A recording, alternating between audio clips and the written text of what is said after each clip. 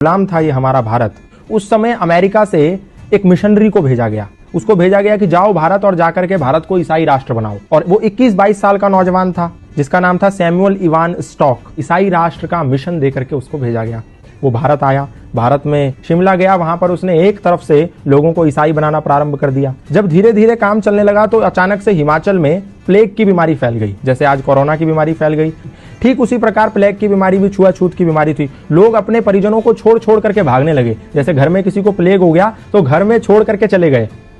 तो ऐसे ही जब देखा सैमुअल इवान स्टॉक ने कि जब ऐसी परिस्थिति पैदा हो गई कि लोग अपने परिजनों को छोड़ छोड़ करके भागने लगे, उस समय वहां पर एक समाज सेवी थे जिनका नाम था पंडित रूलियाराम। वो पंडित रूलियाराम निस्वार्थ भाव से ऐसे लावारिस पड़े लोगों की सेवा कर रहे थे। तो सैमुअल इवान स्टॉक ने देखा कि पंडित रूलियाराम एक खाट के पास हैं जहां पर एक वृद्ध आदमी को लेटा हुआ है और वो प्लेग के मारे तड़प रहा है और उसके गले में एक गिल्टी हो गई है जिसके मारे उसको तड़पन हो रही है।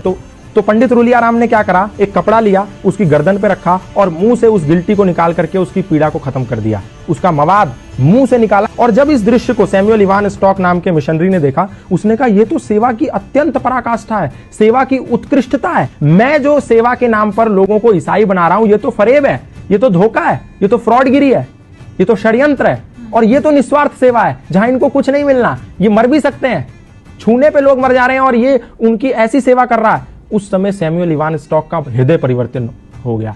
तो उनने पंडित रूलियाराम से कहा, सैमुअल इवान स्टॉक ने, कि ये क्या सिद्धांत है, कौन से ऐसे सिद्धांत हैं जिसके चलते आपके अंदर इतनी तन्मयता, इतनी तल्लीनता है लोगों की समाज की सेवा के प्रति। तो पंडित रूलियाराम ने कहा, ये सनातन धर्म के सार्वभौमिक सिद्धांत हैं जो हमें मानवतावाद का उपदेश देते हैं और मैं वही कर रहा हूं। संगच्छध्वम संवदध्वम संवो मनांसि जानताम सर्वे भवन्तु सुखिना सर्वे सन्तु निरामया के सिद्धांतों को पालन कर रहा हूं। तो सैमुअल इवान स्टॉक ने कहा, मैं भी ये सनातन धर्म के सिद्धांत जानना चाहता हूं।